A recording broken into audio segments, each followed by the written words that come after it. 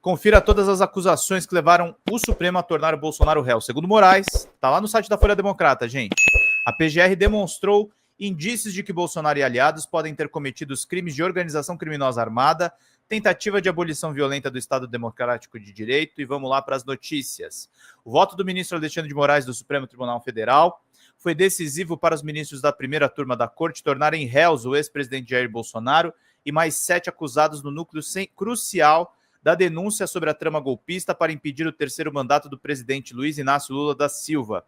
Por unanimidade, os ministros Flávio Dino, Luiz Fux, Carmen Lúcia e Cristiano Zanin, da primeira turma do STF, acompanharam o voto de Moraes, que é relator do caso.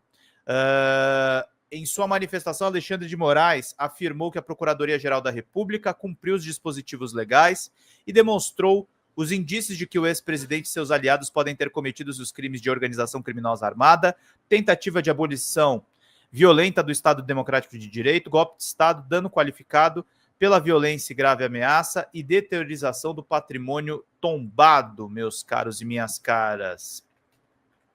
Para a gente poder seguir aqui e fazer bem o nosso trabalho, meus queridos e minhas queridas.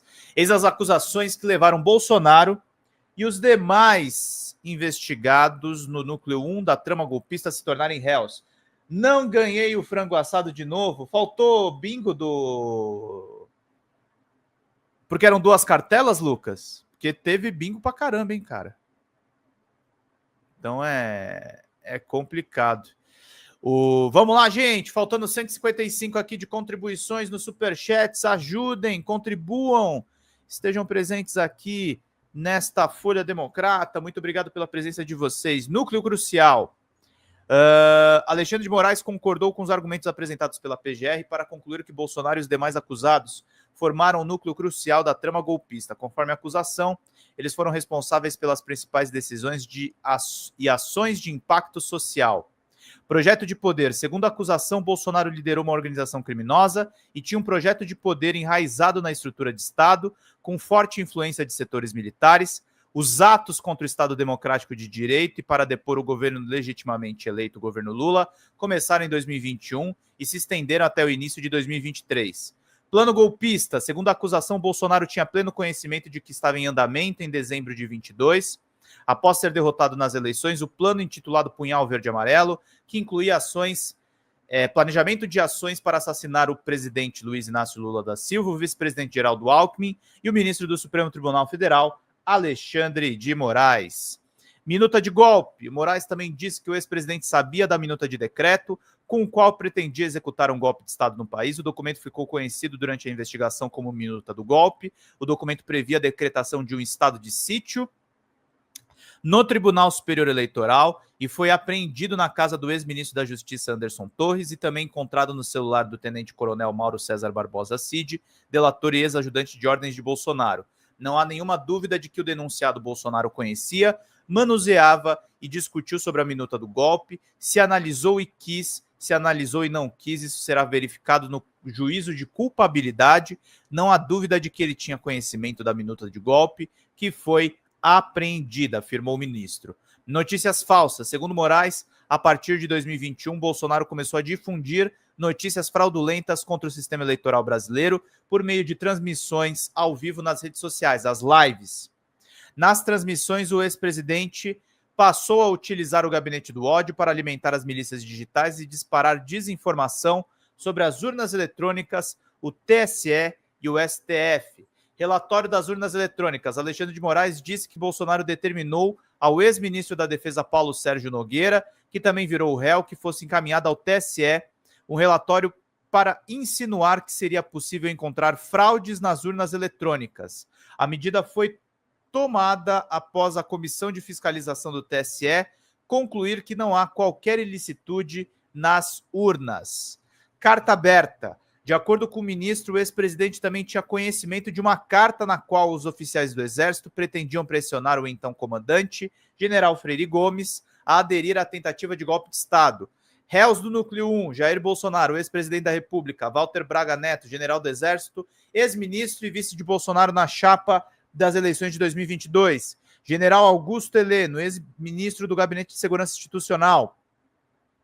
Alexandre Ramagem, ex-diretor da Agência Brasileira de Inteligência, ABIN, Anderson Torres, ex-ministro da Justiça e ex-secretário de Segurança do Distrito Federal, Almir Garnier, ex-comandante da Marinha, Paulo Sérgio Nogueira, general de Exército e ex-ministro da Defesa, e Mauro César Barbosa Cid, delator e ex-ajudante de ordens de Bolsonaro. Defesa.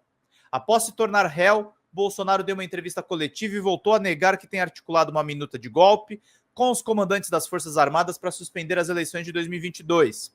O ex-presidente também voltou a sugerir, sem provas, que as urnas eletrônicas não são seguras e afirmou que é um perseguido e criticou o ministro Alexandre de Moraes. Reportagem aí do André Richter, da Agência Brasil, que a gente traz aqui para vocês no site da Folha Democrata, que tem muitas notícias necessárias para a gente poder